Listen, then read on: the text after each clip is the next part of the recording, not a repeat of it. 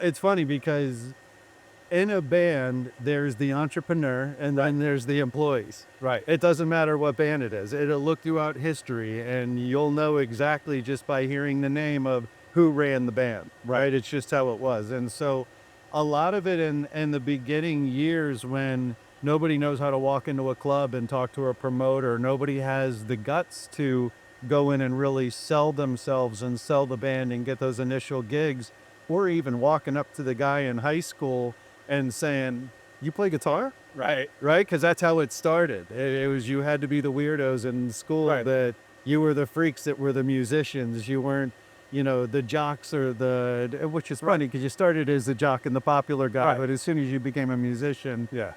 you were the outcast. But it's very, very similar. It is running a business. One of the things I learned, I was fortunate enough to get signed to Sony Records when I moved to LA.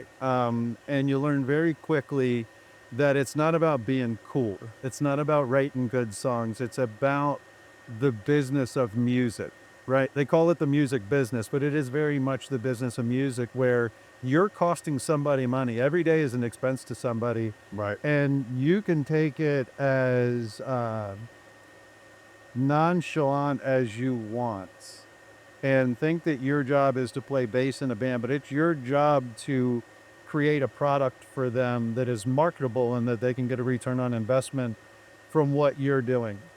Problem is they don't tell kids that. Most kids that get record deals, I was 19, 20 years old. I thought my job was to be skinny, look really good, and be able to tour all the time.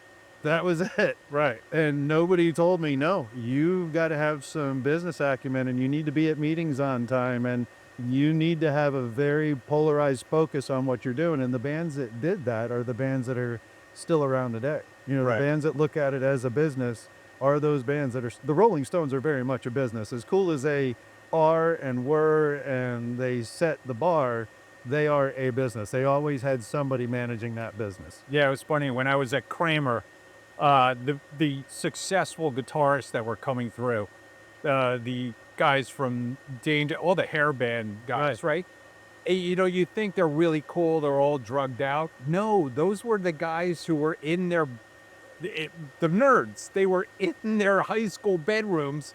Nobody was hanging out with them because they were the outcasts, and they were practicing their scales 24/7. Correct. And these guys were ripping. And when you met them, they weren't drunk. They had their shit together. They knew how to, get the business of the music done.